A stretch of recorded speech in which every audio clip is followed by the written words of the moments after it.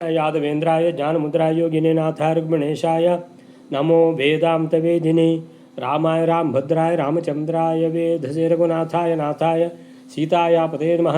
मनोजवं मारुततुल्यवेगं जितेन्द्रियं बुद्धिमतां वरिष्ठं वातात्मजं वानरयोत्तमुख्यं श्रीरामदूतं शरणं प्रपद्ये। नारायणं निखिलपूर्णगुणैकदेहं निर्दोषम् आप्यतमम् अपि अखिलैः सुवाक्यैः अस्योद्भवादिदम् अशेषविशेषतोऽपि वन्द्यं सदा प्रियतमं मम सन्नमामि। ओं नारायणं नमस्कृत्य नरं चैव नरोत्तमं देवीं सरस्वतीं व्यासं ततो जयमुदीरयेत्। व्यासाय भवनाशाय श्रीशाय गुणराशे हृदयाय शुद्धविद्याय मध्वाय च नमो नमः। तपस्वाध्याय शुश्रूषा कृष्णपूजारतं मुनिं विश्वेशमिषदं वन्दे परिव्राट् चक्रवर्तिनं। ओम ओम अथातो ब्रह्मजिज्ञासा। ओं श्रीगुरुभ्यो नमः। हरिः ओಂ। ಯಾಗ ಶುರುವಾಯಿತು. ಯಾವುದು? ರಾಜಸೂಯ ಯಾಗ, ಮಹಾನ್ ಅಶ್ವಮೇಧ ಯಾಗ ಸಹಿತವಾದ ರಾಜಸೂಯ ಯಾಗ ಶುರುವಾಯಿತು. ದಂಡಯಾತ್ರೆ ಆಯಿತು. ಸೊ ವೇದವ್ಯಾಸರೇ ಹೇಳಿದರು, ಪೂರ್ವಕ್ಕೆ ಭೀಮಸೇನೇ ಹೋಗಲಿ, ಆಮೇಲೆ ಅರ್ಜುನ ಎಲ್ಲದಕ್ಕೂ ರೆಡಿ ಇದ್ದರು, ನೀನು ಉತ್ತರಕ್ಕೆ ಹೋಗುವಂತ. ಸೊ ಎಲ್ಲರೂ ಬೇಕಾದಷ್ಟು ಕಪ್ಪ ಇಟ್ಕೊಂಡು ಬಂದರು, ಎಲ್ಲರೂ ಕಪ್ಪ ಕೊಟ್ಟರು, ಎಲ್ಲರೂ ಕಪ್ಪ ಇಟ್ಕೊಂಡು ಬಂದರು. ದೊಡ್ಡ ರಾಶಿಯೇ ಆಯಿತು. ಸೊ ರಾಜಸೂಯ ಯಾಗ ವಿಧಿಯುಕ್ತವಾಗಿ ವೇದವ್ಯಾಸರ ನೇತೃತ್ವದಲ್ಲಿ ಬ್ರಹ್ಮನಾಗಿ ಕುಳಿತ ವೇದವ್ಯಾಸರು ನೆರವೇರಿಸಿದರು. ಎಲ್ಲ ದೇವತೆಗಳು, ರಾಜರುಗಳು, ಯಾದವರು, ಆಮೇಲೆ ಕೌರವರು ಎಲ್ಲ ಬಂದಿದ್ದಾರೆ. ಇಡೀ ವಿಶ್ವವೇ ನೆರವೇರಿದೆ. ಆಮೇಲೆ ಯಜ್ಞದ ಮಧ್ಯದಲ್ಲಿ ಯಜ್ಞ ಮುಗಿಯುತ್ತಿದ್ದಂತೆ ಅಗ್ರಪೂಜೆ ಯಾರಿಗೆ ಕೊಡುವಂಥದ್ದು ಅಂತ ಹೇಳಿದರೆ ಭಗವಂತನ ಸರ್ವೋತ್ತಮತ್ವವನ್ನು ಕೃಷ್ಣ ಅಂತ ಹೇಳಿದರೆ ಹೆಚ್ಚಿನವರಿಗೆ ಗೊತ್ತಿಲ್ಲ ಭಗವಂತ ಅಂತ ಹೇಳುವಂಥದ್ದು. ಅದನ್ನು ಗೊತ್ತು ಮಾಡಿ ಆಮೇಲೆ ಅಗ್ರಪೂಜೆ ಮಾಡುವಂಥ ಈ ಉದ್ದೇಶ ಹೊಂದಿದ ಭೀಷ್ಮಾಚಾರ್ಯರು ಮತ್ತು ಯುಧಿಷ್ಠಿರರು. ಈ ರೀತಿ ಅವರ ಉದ್ದೇಶ ಏನಿದೆ ಅದು ಸಫಲ ಆಯಿತು. ಶಿಶುಪಾಲ ಅವಾಚ್ಯ ಶಬ್ದದಿಂದ ನಿಂದಿಸಿದ ಕಾರಣ 100ನೇ ತಪ್ಪಾದಾಗ ಶಿಶುಪಾಲನನ್ನು ಭಗವಂತ ಸುದರ್ಶನ ಚಕ್ರವನ್ನು ಕಳಿಸಿ ಅವನ ತಲೆಯನ್ನು ಕತ್ತರಿಸಿ ಹಾಕಿದ್ದಾಯಿತು. ಶಿಶುಪಾಲನ ಜೀವ ಭಗವಂತನನ್ನು ಒಳಗೆ ಸೇರಿಕೊಳ್ತು. ಶಿಶುಪಾಲನಲ್ಲಿರುವಂಥ ರಾಕ್ಷಸ ದೇಹ ಅದು ಅಂಧತಮಸ್ಸಿಗೆ ಹೊರಟು ಹೋಯಿತು. ಅಲ್ಲಿವರೆಗೆ ಆಗಿದೆ. ಇನ್ನು ನೆಕ್ಸ್ಟ್ ಶ್ಲೋಕವೇನೇ 266.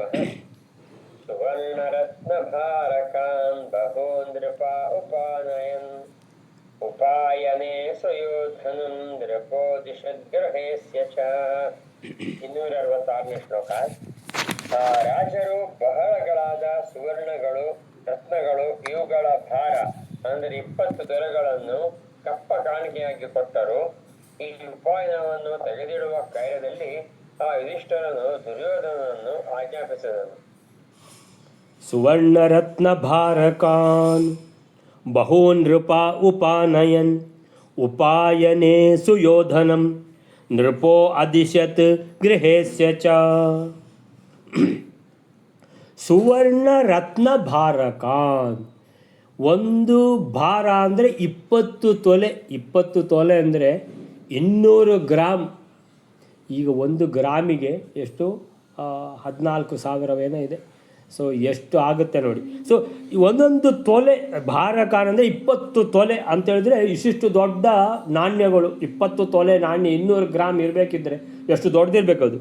ಸೊ ಅಂತಹ ಸುವರ್ಣ ರತ್ನ, ಅದರಲ್ಲಿ ಬಂಗಾರ ಮತ್ತು ರತ್ನಗಳಿರುವಂಥ ಆ ನಾಣ್ಯ, ಇಂಥದ್ದು ಬಹೂನ್ ಅಂತ, ಇಂಥದ್ದು ಒಂದೊಂದಲ್ಲ ಭಾಳಷ್ಟನ್ನು ನೃಪ ಅಂದರೆ ರಾಜರುಗಳು, ಉಪಾನಯನ್ ಕಪ್ಪವಾಗಿ ಕೊಟ್ಟರು ಅಥವಾ ಕಾಣಿಕೆಯಾಗಿ ಕೊಟ್ಟರು ಅಥವಾ ಉಡುಗೊರೆಯಾಗಿ ಕೊಟ್ಟರು, ಅಂತೂ ಯಾವುದಕ್ಕೆ?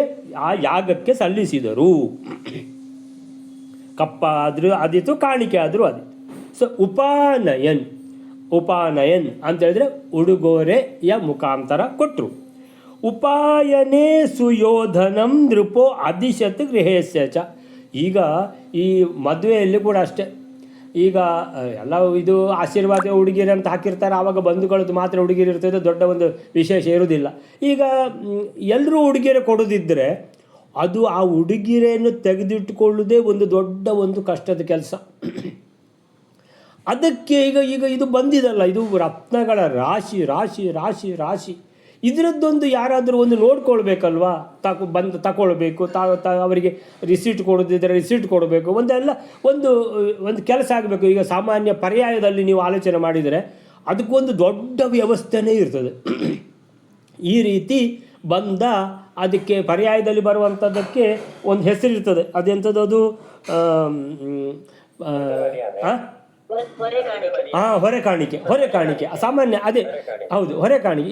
ಆ ಥರ ಇಲ್ಲಿ ಕೂಡ ಇದಕ್ಕೊಂದಿಗೆ ವ್ಯವಸ್ಥೆ ಆಗಬೇಕಲ್ಲ. ಬಂದ ಆ ಕಪ್ಪ ಕಾಣಿಕೆಗಳು ದೊಡ್ಡ ರಾಶಿ, ಅದು ಸಹ ಸುವರ್ಣ ರತ್ನಗಳು ಅಂತ ಹೇಳಿದ್ರೆ ನೀವು ಆಲೋಚನೆ ಮಾಡಿ ಏನು ಮಾಡೋದು ಅದನ್ನು ಅಂತ, ಯಾರಿಗಾದ್ರು ಒಬ್ರಿಗೆ ವಹಿಸಿಕೊಡ್ಬೇಕಲ್ವಾ. ಸುಯೋಧನಂ, ಧರ್ಮರಾಜ ಆಲೋಚನೆ ಮಾಡಿದ, ಇದನ್ನು ದುರ್ಯೋಧನನಿಗೆ ವಹಿಸಿಕೊಡುವ. ಅಂದರೆ ಕಳ್ಳನತ್ರನೇ ಗಂಟು ಕೊಟ್ಟು ಬಿಟ್ಟರೆ ಅದು ಸುರಕ್ಷಿತವಾಗಿ ಇರ್ತದೆ ಅಂತ ಮೊದಲ ಗಾದೆ. ಅದು ಕಳ್ಳನ ಹತ್ರನೇ ಗಂಟು ಕೊಡಬೇಕು ಅಂತ. ಅಂದರೆ ಒಳ್ಳೆಯವನ ಹತ್ರ ನೀನು ಇದೊಂಚೂರು ನೋಡ್ಕೊಪ್ಪ ಅಂತ ಹೇಳಿದರೆ ಕಳ್ಳ ಬಂದು ತಗೊಂಡೋಗಿಬಿಟ್ಟಾನು, ಅದು ಒಳ್ಳೆಯವರಿಗೆ ಗೊತ್ತೇ ಆಗೋದಿಲ್ಲ, ಆಯಿತಾ. ಅದೇ ಕಳ್ಳನ ಹತ್ರನೇ ಕೊಟ್ಟರೆ ಇದನ್ನು ನೀನು ಸುರಕ್ಷಿತ ಜೋಪಾನವಾಗಿ ನೋಡ್ಕೊ ಅಂತ ಹೇಳಿದ್ರೆ ಕದಿಯೋದು ಯಾರು, ಇನ್ನು ಅವನೇ ಕಳ್ಳ. ಸೊ ಹಾಗಿರುವಾಗ ಹೀಗೆ ಏನು ಮಾಡಿದರು, ಈಗ ದುರ್ಯೋಧನನಿಗೆ ವಹಿಸಿಕೊಟ್ರು, ನೀನೇ ಇದನ್ನು ಏನು ಈ ಜವಾಬ್ದಾರಿಯನ್ನು ನೀನೇ ವಹಿಸಿಕೋ ಅಂತ. ಪಾಪ ದುರ್ಯೋಧನಿಗೆ ವಹಿಸಿಕೊಟ್ರು. ಬೇಕಿತ್ತ ಈ ದುರ್ಯೋಧನಿಗೆ ಈ ಕೆಲಸ? ಯಾಕಂದರೆ ಒಂದು ಸುರಿಮಳೆಯಾಗಿ ಸುರಿತಾ ಇದೆ ಯಾವುದು ಈ ಕಪ್ಪ ಕಾಣಿಕೆಗಳು. ಅಯ್ಯೋ ಇವನಿಗೆ ಪುರ್ಸೋತೇ ಇಲ್ಲ ಈ ನಮೂನೆ ಅಂತೇಳಿದರೆ ಆ ಕಪ್ಪ ಕಾಣಿಕೆಗಳು ಬಂದು ಬೀಳುವಾಗ ದುರ್ಯೋಧನನಿಗೆ ಹೊಟ್ಟೆಯಲ್ಲಿ ಚೂರಿ ಹಾಕಿದಾಗ ಆಗ್ತದೆ. ಯಾಕಪ್ಪ ಇಷ್ಟೆಲ್ಲ ಬಂದು ಬೀಳ್ತದೆ, ಇದು ನಂದು ದೇಶ ಅಲ್ಲ, ಇದು ಪಾಂಡವರ ದೇಶ, ನಂದಲ್ಲ ಇದು, ಇಲ್ಲಿಗೆ ಯಾಕೆ ಇಷ್ಟು ಬರ್ತದೆ, ಆಲ್ರೆಡಿ ದೊಡ್ಡ ರಾಶಿ ಆಗಿದೆ, ಇನ್ನೂ ಬರ್ತಾನೇ ಇದೆ. ಹೊಟ್ಟೆ ಉರಿತಾ ಇದೆ ದುರ್ಯೋಧನನಿಗೆ. ಉಪಾಯನೆ ಈ ಕಾಣಿಕೆಗಳನ್ನು ನೃಪಃ ಯಾರು ಯುಧಿಷ್ಠಿರನು ಅದಿಶತ್ ಆದೇಶ ಕೊಟ್ಟ, ಗೃಹೇ ಅಸ್ಯ ಈ ಕಾಣಿಕೆಗಳನ್ನು ಕಪ್ಪ ಕಾಣಿಕೆಗಳನ್ನು ಸುವರ್ಣರತ್ನಾದಿಗಳನ್ನು ಬಂದದ್ದನ್ನು ಏನು ಮಾಡು, ಗ್ರಹಿಸು ಅಂದರೆ ಸ್ವೀಕಾರ ಮಾಡಿ ಅದರ ವ್ಯವಸ್ಥೆ ನೀನು ನೋಡಿಕೋ ಅಂತ. ಸ್ವೀಕಾರ ಮಾಡಿಕೊಂಡು ಅದರ ವ್ಯವಸ್ಥೆಯನ್ನು ನೋಡಿಕೋ ಅಂತ ಯುಧಿಷ್ಠಿರ ದುರ್ಯೋಧನನಿಗೆ ಹೇಳಿದ. ದುರ್ಯೋಧನ ಎಣಿಸ್ಕೊಂಡ, ನನಗೆ ದೊಡ್ಡ ಕೆಲಸ ಸಿಕ್ಕಿತು ಅಂತ. ಆದರೆ ಇದು ಎಂಥ ಕೆಲಸ ಅಂತ ಹೇಳಿದ್ರೆ ದುರ್ಯೋಧನನಿಗಂತೂ ಬೇಡದ ಕೆಲಸ ಇದು. ಯಾಕಂದರೆ ಅದನ್ನು ಒಂದು ದೂರದಲ್ಲಿ ಇದ್ದರೆ ಅಟ್ಲೀಸ್ಟ್ ಅವನ ದೃಷ್ಟಿ ಅಲ್ಲಿಗೆ ಬೀಳುವುದಿಲ್ಲ. ಅಂದರೆ ಹೊಟ್ಟೆ ಉರಿ ಕಡಿಮೆ ಆಗ್ತದೆ. ನಾವು ನೋಡ್ತಾ ಇದ್ದರೆ ತಾನೇ ಹೊಟ್ಟೆ ಉರಿ ಆಗೋದು, ನೋಡಲಿಲ್ಲ ಅಂತೇಳಿದರೆ ದೂರದಲ್ಲಿದ್ದರೆ ಹೊಟ್ಟೆ ಉರಿ ಕಮ್ಮಿ ಇರ್ತದೆ. ಇದು ಹಾಗೆ ಅಲ್ಲ, ಅವನಿಗೆ ವಹಿಸಿಕೊಟ್ರಲ್ವ, ಬಂದದ್ದೆಲ್ಲ ಅವನ ಕಣ್ಣಿಗೆ ಕಂಡೇ ಕಾಣ್ತದೆ. ಅಂದರೆ ಹೊಟ್ಟೆ ಉರಿ ಪಾಪ. ಇಂಥ ಒಂದು ಅವಸ್ಥೆ ಯಾರಿಗೆ, ದುರ್ಯೋಧನಂದಾಯಿತು. ಈ ಶ್ಲೋಕಕ್ಕೆ ರಾಜರು ಕಾಣಿಕೆಯನ್ನಾಗಿ ಅನೇಕ ಬಹೂನ್ ಸುವರ್ಣ ಮತ್ತು ರತ್ನಗಳ ಭಾರಗಳನ್ನು ಒಪ್ಪಿಸಿದರು. ಭಾರ 20 ತೊಲೆದ್ದು ನಾಣ್ಯಗಳು, ದೊಡ್ಡ ನಾಣ್ಯಗಳನ್ನು ವಹಿಸಿ ಕೊಟ್ಟಿದ್ದಾರೆ ಕಾಣಿಕೆಗಳನ್ನಾಗಿ. ಒಂದೊಂದಲ್ಲ, ಒಬ್ಬರೊಬ್ಬರು ದೊಡ್ಡ ಒಂದೊಂದು ಇಷ್ಟು ತಂದು ಕೊಟ್ಟಿದ್ದಾರೆ. ಉಪಾಯನಂ ಸುಯೋಧನಂ, ಈ ಉಪಾಯನಗಳನ್ನು ಈ ಕಾಣಿಕೆಗಳನ್ನು ಸ್ವೀಕರಿಸುವ ಮತ್ತು ಅದರ ವ್ಯವಸ್ಥೆ ಮಾಡುವ ಕಾರ್ಯದಲ್ಲಿ ದುರ್ಯೋಧನನಿಗೆ ವಹಿಸಿಕೊಟ್ಟಿದ್ದ ಧರ್ಮರಾಜ, ಆದೇಶ ಮಾಡಿದ್ದ ಯಾರು, ಧರ್ಮರಾಜ. ಯಾಕಂದರೆ ಅವನು ಸಿಂಹಾಸನ ಕೂತ್ಕೊಂಡಿದ್ದ ಅವನೇ ಅಲ್ಲ, ರಾಜ ತಾನೇ, ಇಂದ್ರಪ್ರಸ್ಥದ್ದು. ಆದ್ದರಿಂದ ದುರ್ಯೋಧನ ಈ ಕೆಲಸ ನೀನು ವಹಿಸಿಕೋ ಅಂತೇಳಿ ಅವನಿಗೆ ಆದೇಶಿಸಿದ್ದ. ಸೊ ಹೀಗೆ ರಾಜ ಮಹಾರಾಜರು ದಿಗ್ವಿಜಯ ಕಾಲದಲ್ಲಿ ಕಪ್ಪ ಕಾಣಿಕೆಯನ್ನು ಸಮರ್ಪಿಸಿದ್ದು ಮಾತ್ರ ಅಲ್ಲದೆ ಆ ಯಾಗದ ವೈಭವವನ್ನು ನೋಡಿ ಇಷ್ಟು ಚಂದವಾಗಿ ಯಾಗ ಮಾಡಿದ್ದಾರೆ, ನಮ್ಮದು ಇನ್ನೂ ಸ್ವಲ್ಪ ಕಾಣಿಕೆ ಇರಲಿ ಅಂತ ಹೇಳಿಬಿಟ್ಟು ಅಪಾರ ಸಂಖ್ಯೆಯ ರತ್ನ ಸುವರ್ಣಗಳನ್ನು ಕಾಣಿಕೆಯಾಗಿ ಪುನಃ ನೀಡಿದರು ಎಂದು ಅರ್ಥ. ಅಂತಹ ಕಾಣಿಕೆಗಳನ್ನು ತೆಗೆದಿರಿಸಿಕೊಳ್ಳುವ ಕಾರ್ಯವನ್ನು ಕೃಷ್ಣನು ಧರ್ಮರಾಜನ ಮೂಲಕ ದುರ್ಯೋಧನನಿಗೆ ನೀಡಿದ್ದ. ಈ ಕಾರ್ಯ ವಹಿಸಿದ್ದು ಶ್ರೀಕೃಷ್ಣನೇ ಆದರೂ ಅದು ರಾಜಶಾಸನವಾಗಿ ಹೊರಬಂದಿದ್ದರಿಂದ ಧರ್ಮರಾಜನೇ ವಹಿಸಿದ್ದ ಎಂದು ತಿಳಿಯಬಹುದು. ಭಗವಂತನ ಈ ಕಪಟ ಸೂತ್ರಧಾರಿ ಕೃಷ್ಣ ಅಂತ ಹೇಳಿದರೆ ಸಾಮಾನ್ಯನಲ್ಲ. ಸೊ ಧರ್ಮರಾಜನಿಗೆ ಹೇಳಿದನವ, ಆ ಕೆಲಸ ಮಾತ್ರ ದುರ್ಯೋಧನಿಗೆ ಕೊಟ್ಬಿಡು ಅಂತ. ಯಾಕಂದರೆ ಹೊಟ್ಟೆ ಉರಿಲಿ, ಸಾಕಷ್ಟು ಹೊಟ್ಟೆ ಉರಿಲಿ ಅಂತ. ಅಂದರೆ ಕೃಷ್ಣ ಸಾಮಾನ್ಯದ ಮನುಷ್ಯ, ಸಾಮಾನ್ಯದ ದೇವರಲ್ಲ ಅವನು ಅದ್ಭುತವಾದ ದೇವರು. ಅವನು ಭಗವಂತ ಅಂದರೆ ದೇವ ಅಂತ ಸುಮ್ಮನೆ ಅವನಿಗೆ ಹೇಳುವುದಿಲ್ಲ. ಹೀಗೆ ಈ ಕಾಣಿಕೆಗಳನ್ನು ತೆಗೆದಿಡುವ ಕಾರ್ಯದಲ್ಲಿ ಈ ದುರ್ಯೋಧನನ್ನು ತೊಡಗಿಸುವ ಮೂಲಕ ಪಾಂಡವರ ವೈಭವವನ್ನು ದುರ್ಯೋಧನ ಕಣ್ಣಾರೆ ಕಾಣುವಂತಾಗಿ ಅವನಲ್ಲಿಯ ಪಾಂಡವ ದ್ವೇಷ ವಿಶೇಷವಾಗಿ ಹೆಚ್ಚಬೇಕೆಂಬುದು ಕೃಷ್ಣನ ಸಂಕಲ್ಪವಾಗಿತ್ತು. ದ್ವೇಷ ಇನ್ನೂ ಹೆಚ್ಚಿರಿ. ಯಾಕಂತೇಳಿದರೆ ಕೃಷ್ಣ ಅವತಾರ ಮಾಡಿದ್ಯಾಕೆ? ಭೂಭಾರ ಹರಣಾಯ ಚ. ಇಂತಹ ಪಿಡುಗುಗಳು, ಇಂತಹ ಭಗವದ್ವೇಷಿಗಳು, ದುರ್ಯೋಧನಂತಹ ದುಷ್ಟರು, ರಾಕ್ಷಸರು ಹೆಚ್ಚು ಸಮಯ ಇರಬಾರ್ದು. ಆದ್ದರಿಂದ ಬೇಗ ಬೇಗ ದ್ವೇಷ ಮಾಡಿಬಿಟ್ಟು ಬೇಗ ಬೇಗ ಆ ಕಾರ್ಯಗಳನ್ನು ಪಾಪಗಳನ್ನು ಬೇಗ ಬೇಗ ಮಾಡಿಬಿಟ್ಟು ಅಂಧ ತಮಸ್ಸಿಗೆ ಹೋಗಲಿಕ್ಕೆ ರೆಡಿ ಆಗಲಿ ಅಂತ. ಸೊ ಹೀಗೆ ಮತ್ತೆ ನಡೆದದ್ದು ಕೂಡ ಹಾಗೆ. ಸೊ ಹೀಗೆ ಪಾಂಡವ ದ್ವೇಷ, ಭಗವಂತನ ಮೇಲಿನ ದ್ವೇಷ ಹೆಚ್ಚುತ್ತಾನೇ ಹೋಯಿತು. ಹೇಗೆ ಕೃಷ್ಣನ ಸಂಕಲ್ಪ ಇತ್ತು ಹಾಗೇನೇ ಆಯಿತು. ಹೀಗೆ ಒಬ್ಬರೊಬ್ಬನಿಗೆ ಒಂದೊಂದು ಏನು ಕೆಲಸ ಕೊಟ್ಟಿದ್ದ ಅಂತ ಹೇಳುವಾಗ ಈ ದಾನ ನೀಡುವ ಕೆಲಸ ಕೂಡ ಇತ್ತು ಅಂತೇಳಿದ್ರೆ ಎಷ್ಟೋ ಜನ ಬ್ರಾಹ್ಮಣರು, ಬಡಬಗ್ಗರು ಎಲ್ಲ ಯಾರು ನಮಗೆ ಸ್ವಲ್ಪ ಏನಾದರೂ ಕೊಡಿ, ಇಷ್ಟು ಒಳ್ಳೆ ಯಜ್ಞ ಮಾಡ್ತಾ ಇದ್ದೀರಿ ಅಂತ ಹೇಳಿದರೆ ಅದಕ್ಕೂ ಕೊಡಲಿಕ್ಕೆ ಒಂದು ವ್ಯವಸ್ಥೆ ಇತ್ತು. ಅದಕ್ಕೆ ಡಿಪಾರ್ಟ್ಮೆಂಟನ್ನು ಕರ್ಣನಿಗೆ ಕೊಟ್ಟಿದ್ದಾನೆ. ಯಾಕೆಂದರೆ ಕರ್ಣ ಅಂದರೆ ದಾನಶೂರ ಕರ್ಣ, ಅವನಿಗೆ ಕೊಟ್ಟೇ ಗೊತ್ತಿರೋದು, ತಗೊಂಡು ಗೊತ್ತಿಲ್ಲ ಅವನಿಗೆ. ಆದ್ದರಿಂದ ಕರ್ಣ ಇರಲಿ ಅದಕ್ಕೆ ಅಂತ. ಯಾಕೆ ತೆಗೆದು ಕೊಡು ಅಂತ, ಆದಷ್ಟು ಕೊಡು, ಖಾಲಿ ಮಾಡು, ಕೊಡು ಅಂತ. ಅಂದರೆ ಬಾಕಿದವರಿಗೆ ಆದರೆ ಆಸೆ ಆಗ್ತದೆ ಕೊಡಲಿಕ್ಕೆ. ಇದು ಕರ್ಣನಿಗೆ ಕೊಟ್ಬಿಟ್ಟಿದ್ದಾರೆ, ಕೊಡು ಅಂತ. ಅದೇ ಥರ ದ್ರುಪದ, ಸಾತ್ಯಕಿ, ಕೃತವರ್ಮ, ವಿದುರ, ಭೂರಿ ಮುಂತಾದವರಿಗೆ ಬೇರೆ ಬೇರೆ ಕಾರ್ಯಗಳನ್ನು ತೆಗೆದು ವಹಿಸಿಕೊಟ್ಟಿದ್ದಾರೆ ಅಂತ ಹೇಳುವಂಥದ್ದು. ಹಾಗೆ ಅಡುಗೆ ವ್ಯವಸ್ಥೆ ಮೇಲ್ವಿಚಾರಣೆ ಭೀಮಸೇನನಾಗಿತ್ತು ಅಂತ ಭಾಗವತ ಉಲ್ಲೇಖ ಮಾಡ್ತದೆ. ಭೀಮೋ ಮಹಾನಸ ಅಧ್ಯಕ್ಷ. ಮಹಾನಸ ಅಂದರೆ ಅಡುಗೆ ಮನೆ. ಅಡುಗೆ ಮನೆ ಅಂದರೆ ಇದು ಸಾಮಾನ್ಯದ ಅಡುಗೆ ಮನೆ ಅಲ್ಲ. ಅಲ್ಲಿ ಪುರಿ ಜಗನ್ನಾಥದಲ್ಲಿ ಮತ್ತು ಪರ್ಯಾಯದಲ್ಲಿ ಉಡುಪಿಯ ಅಡುಗೆ ಮನೆಯೆಲ್ಲ ತೋರಿಸೋದಿಲ್ವ, ಆ ಥರ ಅಡುಗೆ ಮನೆ ಇದು. ಸೊ ಈ ಥರ ಮುಂದೆ ಅಜ್ಞಾತವಾಸದಲ್ಲಿ ವಿರಾಟ ರಾಜನ ಆಸ್ಥಾನದಲ್ಲಿ ಭೀಮಸೇನ ಅಡುಗೆಯವನಾಗಿಯೇ ಇದ್ದ. ಅದಕ್ಕೋಸ್ಕರ ಅವನಿಗೆ ಸ್ವಲ್ಪ ಟ್ರೈನಿಂಗ್ ಇಲ್ಲಿ ಸಿಕ್ತು. ಅಂದರೆ ಎಲ್ಲ ಕೃಷ್ಣ ಪ್ರತಿಯೊಂದು ಕೆಲಸ, ಯಾವ ಕೆಲಸ ಯಾರು ಮಾಡಬೇಕು ಅಂತ ಧರ್ಮರಾಜನಿಗೆ ಎಲ್ಲ ಹೇಳಿ ಮಾಡಿಸಿದಾಗ ಎಲ್ಲ ನೋಡ್ಕೊಂಡಿದ್ದಾನೆ, ಹೀಗೆ ಇರಬೇಕು ಅಂತ. ಹೀಗೆ ಆಗಮಿಸಿದ ಬ್ರಾಹ್ಮಣರ ಪಾದಪೂಜೆ ಕಾರ್ಯವನ್ನು ಮಾತ್ರ ಸ್ವತಃ ಶ್ರೀಕೃಷ್ಣ ತಾನೇ ವಹಿಸಿಕೊಂಡಿದ್ದ ಅಂತೇಳಿದರೆ, ಬ್ರಾಹ್ಮಣರ ಭಕ್ತ ಶ್ರೀಕೃಷ್ಣ, ಬ್ರಾಹ್ಮಣರ ಮೇಲೆ ಅತ್ಯಂತ ಗೌರವ. ಯಾಕಂತೇಳಿದರೆ ಕೃಷ್ಣನನ್ನು ನೋಡಿ ಇಡೀ ಜಗತ್ತು ಕೂಡ ಅದೇ ರೀತಿ ಬ್ರಾಹ್ಮಣರ ಮೇಲೆ ಗೌರವವನ್ನು ತೋರಿಸಬೇಕು ಅಂತೇಳಿಕೊಂಡು ಕೃಷ್ಣ ಇದನ್ನು ತಾನೇ ಲೀಡ್ ಬೈ ಎಕ್ಸಾಂಪಲ್ ಅಂತ, ನನ್ನನ್ನು ನೋಡಿ ಬಾಕಿದ್ದವರು ಕಲಿಬೇಕು ಅಂತ ಕೃಷ್ಣ ಈ ಕೆಲಸವನ್ನು ತಾನೇ ಮಾಡಿದ್ದ, ಬ್ರಾಹ್ಮಣಾರಾಧನೆಯ ಕೆಲಸ. ನೆಕ್ಸ್ಟ್ ಶ್ಲೋಕವೇನಾರೆ? ಭೋಜಯಂಸ್ತಥಾ ದ್ವಿಜಾನ್ ಯಥೇಷ್ಟಭಕ್ಷ್ಯಭೋಜಕೈಃ ಸುವರ್ಣರತ್ನಭಾರಕಾನ್ ಬಹೂಂಶ್ಚ ದಕ್ಷಿಣಾಂ ದದುಃ. 267ನೇ ಶ್ಲೋಕ.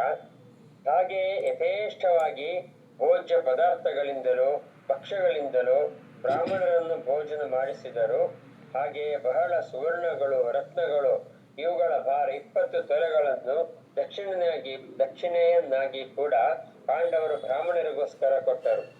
ಅಭೋಜಯನ್ ತಥಾ ದ್ವಿಜಾನ್ ಯಥೇಷ್ಟ ಭಕ್ಷ್ಯ ಭೋಜ್ಯಕೈಃ ಸುವರ್ಣರತ್ನಭಾರಕಾನ್ ಬಹೂನ್ಶ್ಚ ದಕ್ಷಿಣಾ ದದುಃ. ಅಭೋಜಯನ್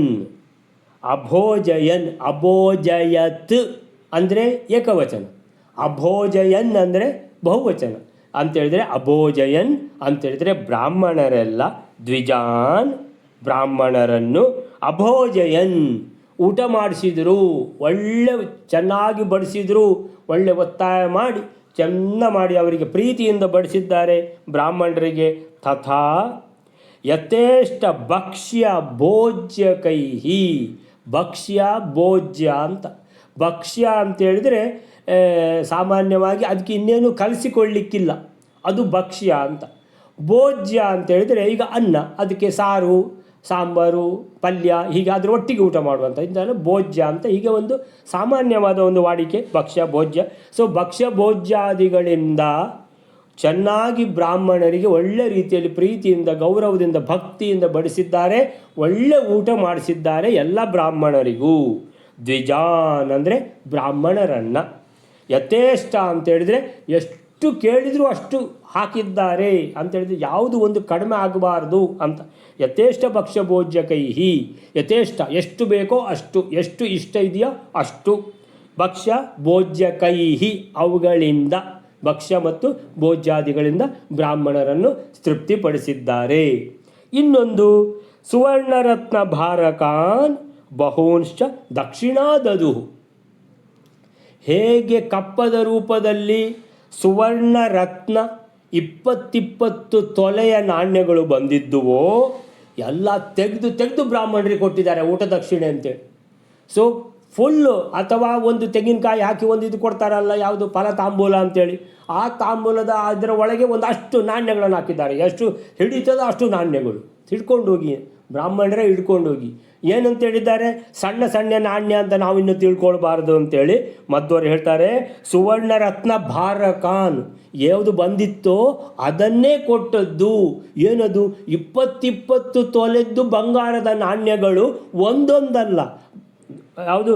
ಭಾರಕಾನ್ ಅಂತೇಳಿದರೆ ನಾಣ್ಯಗಳನ್ನು ಅಂತೇಳಿದರೆ ಆ ತಾಂಬೂಲದ ಬ್ಯಾಗ್ ತುಂಬುವಷ್ಟು ಕೂಡ ಅದರಲ್ಲಿ ನಾಣ್ಯಗಳನ್ನು ಹಾಕಿದ್ದಾರೆ. ಸುವರ್ಣರತ್ನ ಭಾರಕಾನ್ ಬಹೂನ್ಶ್ಚ, ತುಂಬ ಬಹೂನ್ ಅಂತೇಳಿದರೆ ಬಹಳಷ್ಟು ಕೊಟ್ಟಿದ್ದಾರೆ. ದಕ್ಷಿಣಾದದುಹು, ದಕ್ಷಿಣೆಯ ರೂಪದಲ್ಲಿ ಬ್ರಾಹ್ಮಣರಿಗೆ ದದುಹು ಕೊಟ್ಟರು. ಬ್ರಾಹ್ಮಣರಿಗೆ ಹಾಗಾದರೆ ಅತ್ಯಂತ ಸಂತೋಷ ಮಾಡಿಬಿಟ್ಟಿದ್ದಾರೆ. ಯಾವುದೇ ಯಜ್ಞ ಮಾಡಲಿ, ನೀವು ಯಜ್ಞವನ್ನು ಸುಸೂತ್ರವಾಗಿ ಒಳ್ಳೆ ಪುರೋಹಿತರಿಂದ ಒಳ್ಳೆ ಸಾಮಗ್ರಿಗಳನ್ನು ಎಲ್ಲ ತರಿಸಿಬಿಟ್ಟು ಅದಕ್ಕೆ ಬೇಕಾದ ಪಾಯಸಗಳನ್ನು ವಿಧಿವತ್ತಾಗಿ ಎಲ್ಲ ಮಾಡುವಂಥದ್ದನ್ನು ನೋಡಿಕೊಂಡು, ಎಷ್ಟೋ ದಿಕ್ಕಿನಲ್ಲಿ ಈಗ ನಮಗೆ ಅದೆಲ್ಲ ಆಗೋದಿಲ್ಲ, ಒಳಗಿಂದ ಪಾಯಸಕ್ಕೆ ಏನು ಹಾಕ್ತಾರೆ ಏನು ಹಾಕೋದಿಲ್ಲ ಅಂತ ಗೊತ್ತಿರುವುದಿಲ್ಲ. ಆದರೆ ಅದಕ್ಕೆ ನಾವು ಗೊತ್ತಿದ್ದವರನ್ನೆಲ್ಲ ಮಾತಾಡಿಸಿಬಿಟ್ಟು ಕ್ರಮ ಪ್ರಕಾರವಾಗಿ ಆಗಬೇಕು ಅಂತೆಲ್ಲ ಹೇಳಿ, ಒಳಗಿಂದ ಸ್ವಲ್ಪ ಯಾರಾದರೂ ನೋಡಲಿಕ್ಕೆ ಹೇಳಿ ಎಲ್ಲ ವ್ಯವಸ್ಥೆ ಮಾಡಲಿಕ್ಕೆ ಆಗ್ತದೆ. ಸೊ ಈ ರೀತಿ ಭಕ್ತಿ ಇರುವವರು ಇದೆಲ್ಲ ಕೆಲಸ ಮಾಡ್ತಾರೆ. ಹೀಗೆ ಏನು ಮಾಡಿದ್ದಾರೆ? ಇದಿಷ್ಟು ಅಲ್ಲದೆ ಯಜ್ಞ ಚೆನ್ನಾಗಿ ಮಾಡುವುದಲ್ಲದೆ ಎಲ್ಲ ಕೊಡುವಂಥ ದಾನಗಳನ್ನು, ಪೂಜೆಗಳನ್ನು, ಅಗ್ರ ಪೂಜೆ ಎಲ್ಲ ಯಾರಿಗೆ ಸಲ್ಲಬೇಕೋ ಅವರಿಗೇ ಸಲ್ಲಬೇಕು, ಯಾರಿಗೆ ಸಲ್ಲಬಾರ್ದೋ ಅವ್ರಿಗೆ ಕೊಡಬಾರ್ದು. ಅಪಾತ್ರರಿಗೆ ದಾನ ಕೊಟ್ಟರೆ ಪುಣ್ಯದ ಬದಲಿಗೆ ಪಾಪ ಬರ್ತದೆ.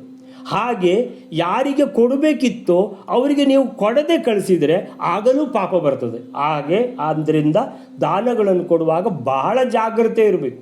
ಅಂದರೆ ಪಾತ್ರರಿಗೆ ಯಾರಿಗೆ ಯಾವುದು ಬೇಕು ಅಂತ ಕೊಡುವಂಥದ್ದು ಅತಿ ಉತ್ತಮ. ಸೊ ಈ ರೀತಿಯೆಲ್ಲ. ಸೊ ಆಯಿತಾ, ಈ ರೀತಿ ಬ್ರಾಹ್ಮಣರನ್ನು ಈ ರೀತಿ ಅನ್ನದಾನ, ಯಥೇಷ್ಟ ಭಕ್ಷ್ಯ ಭೋಜ್ಯಗಳಿಂದ ಅನ್ನದಾನ, ಯಥೇಷ್ಟ ಆಮೇಲೆ ದಕ್ಷಿಣೆ, ಎಷ್ಟು ಬೇಕೋ ಅಷ್ಟು ದಕ್ಷಿಣೆ ಅಂತ ಆ ಥರ ದಕ್ಷಿಣೆ ಕೊಟ್ಟು ಕಳಿಸಿದ್ದಾರೆ. ಬಹೂಂಶ್ಚ ಸುವರ್ಣ ರತ್ನ ಭಾರಕಾನಂತ. ಹೀಗೆ ಈ ಶ್ಲೋಕಕ್ಕೆ ಏನು ಹೇಳ್ತಾರೆ ಅಂತ ನೋಡುವ. ಸೊ ಪಾಂಡವರು ಬ್ರಾಹ್ಮಣರಿಗೆ ಯಥೇಚ್ಛವಾಗಿ ಭಕ್ಷ್ಯ ಭೋಜ್ಯಗಳನ್ನು ಬಡಿಸಿದರು. ಒಂದೆರಡಲ್ಲ, ಬಹುಸಂಖ್ಯೆಯ ಸುವರ್ಣ ರತ್ನಗಳ ಗಟ್ಟಿಗಳನ್ನು ದಕ್ಷಿಣೆಯನ್ನಾಗಿ ನೀಡಿದರು. ಹೀಗೆ ಅಲ್ಲಿ ಭೋಜನ ಮಾಡಿದ ಜನರ ಸಂಖ್ಯೆಯನ್ನು ತಿಳಿಸಲು ಒಂದು ವ್ಯವಸ್ಥೆ ಮಾಡಲಾಗಿತ್ತು. ಅದರಂತೆ 1,00,000 ಜನ ಬ್ರಾಹ್ಮಣರ ಭೋಜನ ಪೂರೈಸುತ್ತಿದ್ದಂತೆ ಒಂದು ಬಾರಿ ಜೋರಾಗಿ ಶಂಖನಾದ ಆಗುತ್ತಿತ್ತು. ಅಂತಹ ಶಂಖವಾದನ ಎಡೆಬಿಡದೆ ಕೇಳುತ್ತಿತ್ತು ಎನ್ನುವ ಮೂಲಕ ಅಲ್ಲಿ ಭೋಜನ ಮಾಡಿದವರ ಸಂಖ್ಯೆಯನ್ನು ಅತ್ಯಂತ ಕಾವ್ಯಮಯವಾಗಿ ಬಣ್ಣಿಸಿದ್ದು ಇದು ಗಮನಾರ್ಹ ಅಂತ ಹೇಳ್ತಾರೆ. ಮಹಾಭಾರತದಲ್ಲಿ ಹೇಳ್ತಾರಂತೆ, 1,00,000 ಬ್ರಾಹ್ಮಣರು ಒಂದು ಸಲ ಕೂತ್ಕೊಳ್ಬೋದು. ಅವರು ಕೂತ್ಕೊಂಡು ಊಟ ಆದ್ಕೊಳ್ಳಿ ಶಂಖನಾದ ಅಂದರೆ ಒಂದು ಸಲ ಶಂಖ ಊದ್ತಾರೆ. ಈ ರೀತಿ ವ್ಯವಸ್ಥೆ ಮಾಡಿದ್ದಾರೆ. ಈ ಶಂಖನಾದ ಮಾತ್ರ ಎಡೆಬಿಡದೆ ಕೇಳ್ತಾ ಇತ್ತು ಅಂತೇಳಿದರೆ ಸಾಮಾನ್ಯ ಒಂದು ಸಲ ಬ್ರಾಹ್ಮಣರು ಕೂತು ಭೋಜನ ಮಾಡಿ ಹೇಳುವಾಗ ಎಷ್ಟಂದ್ರೂ ಒಂದು 20 ನಿಮಿಷ ಆದರೂ ಬೇಡವಾ? ಅಂದರೆ ಹೀಗೆ ಪ್ರತಿ 20 ನಿಮಿಷ ಆದ ಕೂಡಲೇ ಶಂಖನಾದ ಕೇಳ್ತಾನೆ ಉಂಟು ಅಂತ ಹೇಳಿದರೆ ಎಷ್ಟು ಜನ ಬ್ರಾಹ್ಮಣರು ಬಂದು ಊಟ ಮಾಡಿ ಹೋಗಿದ್ದಾರೆ ಅನ್ನುವಂಥದ್ದು ಗೊತ್ತಾಯಿತು. ಅಂದರೆ ಈ ಶಂಖನಾದ ಒಂದೆರಡಲ್ಲ, ಕಂಟಿನ್ಯೂಸ್ ಕೇಳ್ತಿತ್ತು ಅಂತ ಹೇಳಿದರೆ ಒಂದು ಕನಿಷ್ಠ ಒಂದು 10-12 ಆದರೂ ಕೇಳಿರ್ಬೋದು ಅಂತ. 10-12 ಅಂದರೆ 12 ಲಕ್ಷ ಜನ ಬ್ರಾಹ್ಮಣರಿಗೆ ಭೋಜನ ಆಗಿತ್ತು. ಭೋಜನದ ಒಟ್ಟಿಗೆ ಅವರ ತಾಂಬೂಲದ ಬ್ಯಾಗ್ ಪೂರ್ತಿಯಾಗುವಷ್ಟು ಸುವರ್ಣ ಗಟ್ಟಿಗಳನ್ನು ಕೊಟ್ಟಿದ್ದಾರೆ ಅನ್ನುವಂಥದ್ದು. ಹೀಗೆ ಆಯ್ತಲ್ಲ. ನೆಕ್ಸ್ಟ್ ಶ್ಲೋಕ ಬಯಲಾರೆ. ಯದಿಷ್ಟಮಾಸಯಸ್ಯ ಚ ಪ್ರದತ್ತಮೇವ ಪಾಂಡವೈಃ ಸಮಸ್ತಮತ್ರ ಸರ್ವಶೋಥ ಸಸ್ನುರುದ್ಧತಾಮುದಾ. 268ನೇ ಶ್ಲೋಕ. ಈ ಯಜ್ಞದಲ್ಲಿ ಯಾವ ಅತಿಥಿಗೆ ಯಾವುದು ಅಪೇಕ್ಷಿತವಾಯಿತೋ ಅದೆಲ್ಲವೂ ಕೂಡ ಪಾಂಡವರಿಂದ ಕೊಡಲ್ಪಟ್ಟಿತು. ಯಜ್ಞ ಸಮಾಪ್ತಿಯಾದ ಮೇಲೆ ಎಲ್ಲಾ ಬಾಂಧವರಿಂದ ಕೂಡಿದ ಪಾಂಡವರು ಸಂತೋಷದಿಂದಲೇ ಪರಿಪೂರ್ಣರಾಗಿ ಅವಭೃತ ಸ್ನಾನ ಮಾಡಿದರು. ಯದಿಷ್ಟಮಾಸ ಯಸ್ಯ ಚ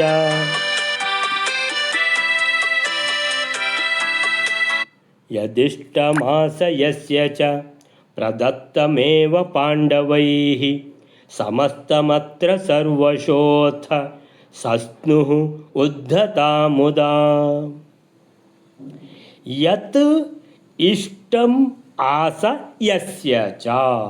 ಯಸ್ಯ ಯಾರಿಗೆ ಅಥವಾ ಯಾರ, ಯತ್ ಇಷ್ಟಂ ಯಾರಿಗೆ ಯಾವುದು ಇಷ್ಟವೋ, ಯಸ್ಯ ಯತ್ ಇಷ್ಟಂ ಆಸ ಯಾರಿಗೆ ಯಾವುದು ಇಷ್ಟವೋ ಅದನ್ನು ಪ್ರದತ್ತಂ, ದ ಅಂದರೆ ಕೊಡುವುದು, ದತ್ತಂ ಅಂದರೆ ಕೊಡಲ್ಪಟ್ಟಿತು, ಪ್ರದತ್ತಂ ಅಂದರೆ ಭಕ್ತಿಪೂರ್ವಕವಾಗಿ ಕೊಡಲ್ಪಟ್ಟಿತು. ದಾನ ಕೊಡುವಾಗ ಯಾವಾಗಲೂ ನಾನು ಇದನ್ನು ಕೊಟ್ಟೆ ಅಂತ ಒಂದು ಅಹಂಕಾರವೂ ಇರಬಾರ್ದು.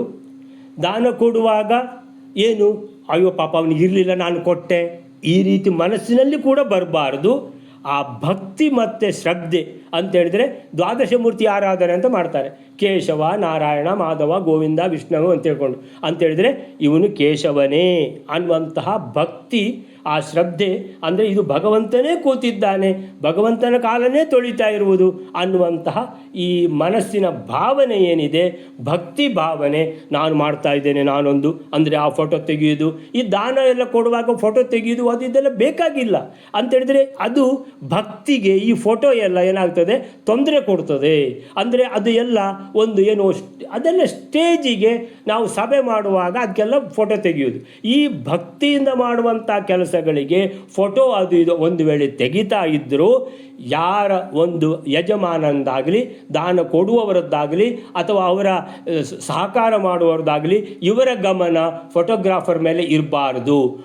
ಅವನಷ್ಟಕ್ಕೆ ತೆಗಿತಾ ಇದ್ದರೆ ತೆಗಿಲಿ, ಆದರೆ ಈ ರೀತಿಯಲ್ಲಿ ಭಕ್ತಿಗೆ ಅಡ್ಡಿ ಬರಬಾರ್ದು ಅನ್ನುವಂಥದ್ದು. ಹೀಗೆ ಪ್ರದತ್ತಂ ಅಂತೇಳಿದರೆ ಒಳ್ಳೆ ಭಕ್ತಿ ಭಾವನೆಯಿಂದ ಗೌರವಪೂರ್ವಕವಾಗಿ ಬ್ರಾಹ್ಮಣರಿಗೆ ಈ ರೀತಿ ಯಾರಿಗೆ ಯಾವುದು ಬೇಕೋ ಅದನ್ನು ಕೊಟ್ಟು ಕಳಿಸಿದರು.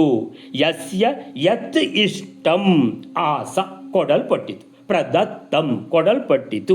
ಪ್ರದತ್ತಂ ಏವ ಪಾಂಡವೈಹಿ ಪಾಂಡವರಿಂದ ಯಾರು ಏನಾದರೂ ಒಂದು ಮನಸ್ಸಿನಲ್ಲಿ ನನಗೊಂಚೂರು ಅದು ಆಗ್ಬೋದಿತ್ತು ಅಂತ ಒಂದು ನಮಗೆ ಗೊತ್ತಾದರೆ ಅದನ್ನೇ ಕೊಟ್ಬಿಟ್ರು. ಅದು ಬೇಕಾ ಕೊಡಿ, ತಗೊಂಡೋಗಿ ಇನ್ನು ಅಂತ ಹೇಳಿದ್ರೆ ಯಾರಿಗಾದರೂ ತಾಂಬೂಲದ ಚೀಲ ಒಂದು ಸಾಕಾಗಲಿಲ್ಲ ನನಗೆ ಇನ್ನೊಂದು ಚೀಲ ಬೇಕಂತಿದ್ರೆ ಒಂದಲ್ಲ ಎರಡು ಎಷ್ಟು ಬೇಕೋ ತಗೊಂಡೋಗಿ ಈ ರೀತಿಯಲ್ಲಿ ಪ್ರದತ್ತಂ ಕೊಟ್ಟುಬಿಟ್ರು.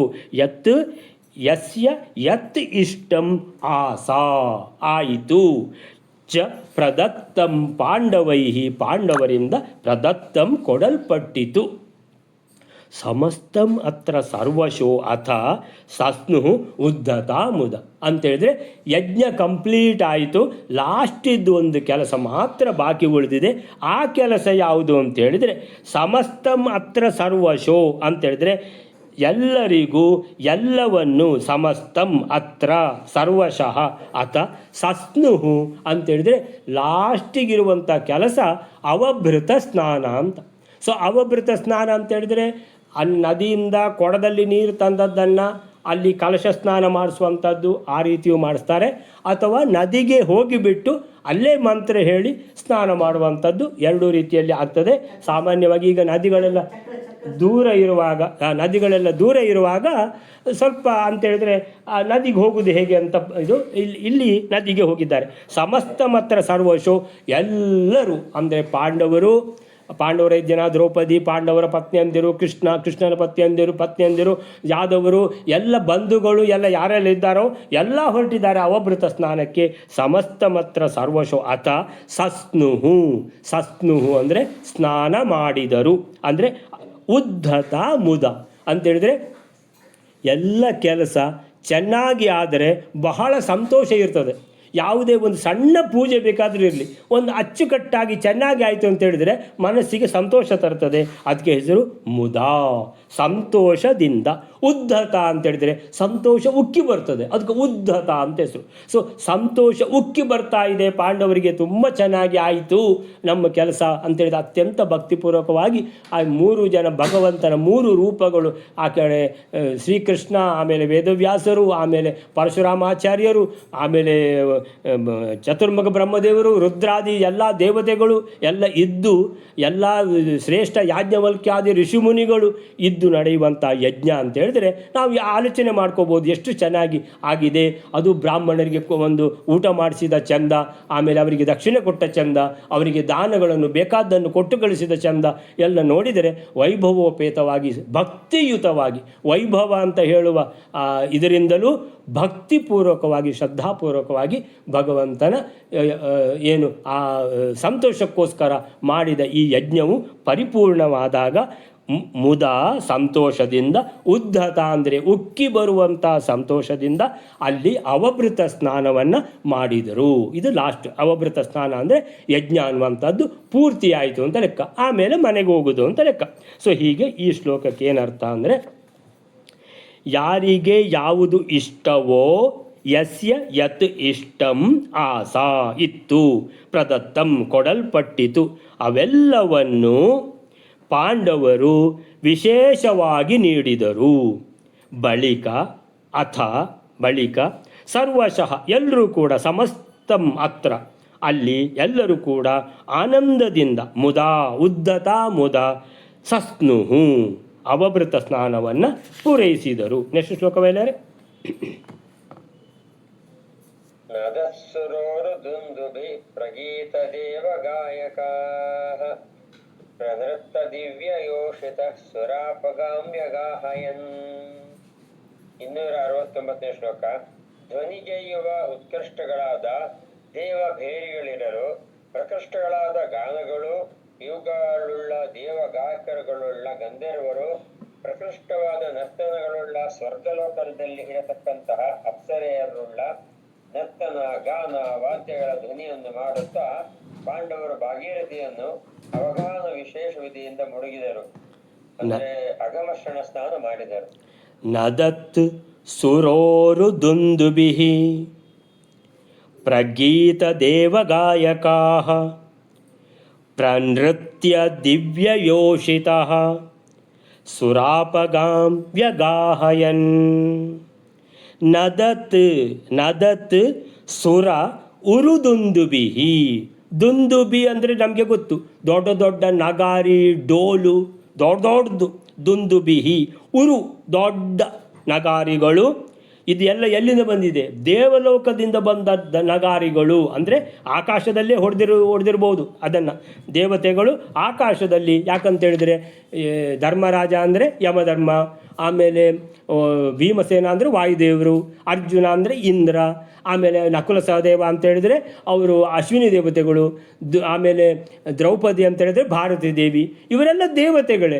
ಆಮೇಲಿಂದ ಕೃಷ್ಣ ಭಗವಂತನ 3 ರೂಪಗಳು, ಎಲ್ಲ ಋಷಿ ಮುನಿಗಳು ಇರುವಂತಹ ಅವರೆಲ್ಲ ಸ್ನಾನ ಮಾಡ್ತಾ ಇದ್ದಾರೆ ಅಂತ ಹೇಳಿದರೆ ಇದು ಎಷ್ಟು ಒಂದು ದಿವ್ಯವಾದ ಒಂದು ಪವಿತ್ರವಾದ ಒಂದು, ಅಂದರೆ ಎಷ್ಟು ಚೆನ್ನಾಗಿ ಈ ಯಜ್ಞ ಪವಿತ್ರವಾಗಿ ಭಕ್ತಿಯುತವಾಗಿ ಪೂರೈಸಲ್ಪಟ್ಟಿತು ಅಂತ ಹೇಳುವಂಥದ್ದು ಎಲ್ಲ ದೇವತೆಗಳಿಗೂ ಅತ್ಯಂತ ಸಂತೋಷದ ವಿಷಯ. ಆ ಬ್ರಹ್ಮರುದ್ರಾದಿಗಳಂತೂ ಬಂದೇ ಬಿಟ್ಟಿದ್ದಾರೆ ಇಲ್ಲಿ. ಸೊ ಹೀಗಿರುವಾಗ ಅಲ್ಲಿ ದೇವತೆಗಳು ಏನು ಮಾಡಿದರು? ದೊಡ್ಡ ದೊಡ್ಡ ಡೋಲುಗಳನ್ನು ಆಕಾಶದಲ್ಲಿ ಬಾರಿಸಿದರು. ನದತ್ ಅಂದರೆ ಬಾರಿಸಿದರು. ಪ್ರಗೀತ ದೇವಗಾಯಕಾಹ, ದೇವಗಾಯಕರು, ಅಲ್ಲಿ ಬ್ರಹ್ಮನ ಸಭೆಯಲ್ಲಿ ಗಾಯನ ಮಾಡುವವರು ಗಂಧರ್ವರೆಲ್ಲ ಗಾಯನ ಮಾಡಿದರು. ಪ್ರಗೀತ, ಉತ್ತಮವಾದ ಗೀತೆಗಳಿಂದ ಗಾಯನ ಮಾಡಿದರು. ಪ್ರನೃತ್ಯ ದಿವ್ಯಯೋಷಿತ, ದಿವ್ಯಯೋಷಿತ ಅಂತೇಳಿದರೆ ಪವಿತ್ರರಾದ, ದಿವ್ಯ ಅಂತ ಹೇಳೋದು ಎಲ್ಲ ದೇವಲೋಕಕ್ಕೆ ಸಂಬಂಧಪಟ್ಟದ್ದೆಲ್ಲ ದಿವ್ಯ ಅಂತ. ಸೊ ದಿವ್ಯ ನೃತ್ಯ ಯೋಷಿತ ಅಂತೇಳಿದರೆ, ಯೋಷಿತ ಅಂದರೆ ಸ್ತ್ರೀಯರು ಅಂತ. ಸೊ ಅಂತೇಳಿದರೆ ಇಲ್ಲಿ ಸುರಾಂಗನೆಯರು, ಅಪ್ಸರೆಯರು ಅವರೆಲ್ಲ ಏನು ಮಾಡಿದರು? ಪ್ರನೃತ್ಯ ಅಂದರೆ ನೃತ್ಯ ಮಾಡಿದರು, ಒಳ್ಳೆಯ ನೃತ್ಯಗಳನ್ನು ಮಾಡಿದರು. ಸೊ ದೇವಗಾಯಕರು ಗಾಯನ ಮಾಡಿದರು, ಅಪ್ಸರೆಯರು, ದೇವಲೋಕದ ಅಪ್ಸರೆಯರು ನೃತ್ಯ ಮಾಡಿದರು, ದೇವಲೋಕದ ಬಾಕಿ ದೇವತೆಗಳು ದೊಡ್ಡ ದೊಡ್ಡ ದುಂದಿಬೆಗಳನ್ನು, ನಗಾರಿಗಳನ್ನು ಬಾರಿಸಿದರು. ಇಷ್ಟು ಅಂತೇಳಿದರೆ ಯಾವಾಗ ಇದು ಅಂತೇಳಿದರೆ, ಇವರೆಲ್ಲ ಸುರಾಪಗಾಂ, ಭಾಗೀರಥಿಯಲ್ಲಿ ದೇವಗಂಗೆ, ಸುರ ಆಪಗ, ಆಪ ಅಂದರೆ ನೀರು, ಗಾ ಅಂದರೆ ಹೋಗುದು, ನೀರು ಹೋಗುದು ಅಂತೇಳಿದರೆ ನದಿ ಅಂತ ಅರ್ಥ, ಅಲ್ಲಿ ನೀರು ಹೋಗ್ತಾ ಇರ್ತದೆ ನೋಡಿ. ಸೊ ಆಪಗ, ಸುರಾಪಗ, ಸುರಲೋಕದಿಂದ ಬಂದ ನದಿ, ಅದು ಯಾವುದು? ಗಂಗಾ ನದಿ. ಸೊ ಗಂಗಾ ನದಿಯಲ್ಲಿ, ಭಾಗೀರಥಿಯಲ್ಲಿ ವ್ಯಗಾಹಯನ್, ಯಾವುದು ಅವಗಾಹನ ಸ್ನಾನ ಅಥವಾ ಅಗಮರ್ಷಣ ಸ್ನಾನವನ್ನು ಮಾಡಿದರು. ಯಜ್ಞದ ಕೊನೆಯಲ್ಲಿ ಮಾಡುವಂಥ ಈ ಸ್ನಾನದ ಈ ಒಂದು ಪವಿತ್ರವಾದ ಕಾರ್ಯಕ್ರಮ ಕೂಡ ಈ ರೀತಿ ದೇವಲೋಕದ ಗಾಯಕರ, ದೇವಲೋಕದ ಅಪ್ಸರೆಯರ, ದೇವಲೋಕದ ದುಂದುಬಿಗಳ ಈ ರೀತಿಯಲ್ಲಿ ಅಂಥ ವೈಭವೋಪೇತವಾಗಿ ಅದು ಕೂಡ ನಡೆಯಿತು. ಸೊ ಎಲ್ಲ ಅಲ್ಲಿಗೆ ಅಂತೇಳಿದರೆ ಈ ಯಜ್ಞ ಅನ್ನುವಂಥದ್ದು ಮುಗಿತಾ ಬಂತು. ಲಾಸ್ಟಿದ್ದು ಒಂದು ಶ್ಲೋಕ ಇದೆ ಯಜ್ಞದ್ದು, ಬಯಲೇರೆ.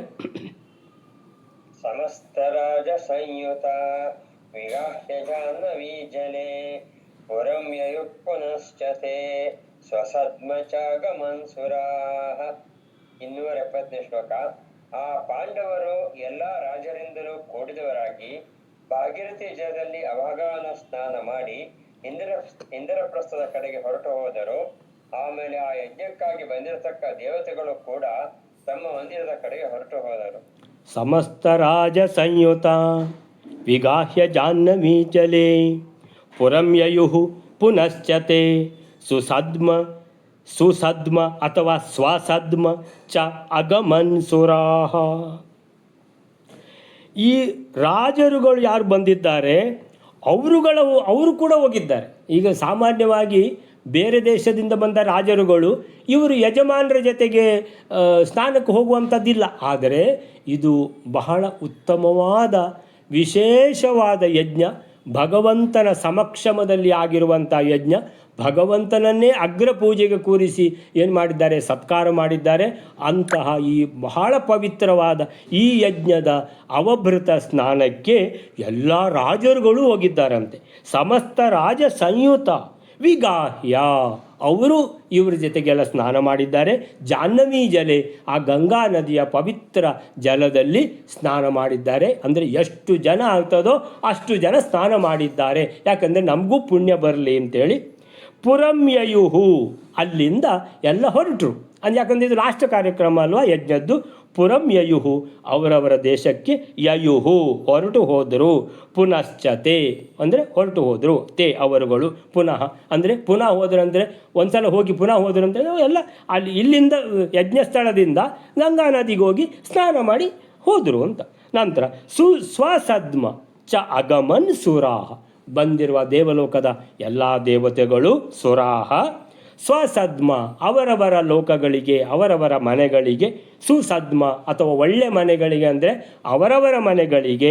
ಚ ಅಗಮನ್, ಅಗಮತ್ ಅಂದರೆ ಏಕವಚನ, ಹೋದ. ಅಗಮನ್ ಅಂದರೆ ಹೋದರು. ಸೊ ಈ ರೀತಿ ಎಲ್ಲರೂ ಯಜ್ಞ ಮುಗಿದು ಎಲ್ಲರೂ ಅವರವರ ಲೋಕಗಳಿಗೆ ಹಿಂದಿರುಗಿದರು. ಅಲ್ಲಿಗೆ ಈ ರೀತಿಯ ಯಜ್ಞ ಮುಗಿಯಿತು. ಶ್ರೀಕೃಷ್ಣ ಅರ್ಪಣಮಸ್ತು.